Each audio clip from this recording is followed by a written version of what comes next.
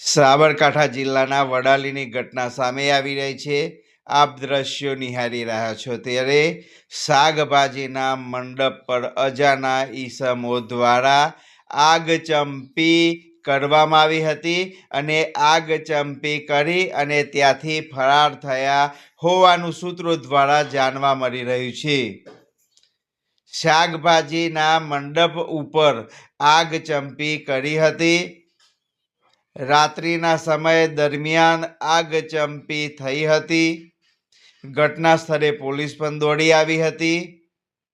અન્ય લોકો દ્વારા પાણીનો મારો ચલાવી આગ કાબૂમાં લેવાનો પણ પ્રયાસ કરવામાં આવ્યો હતો.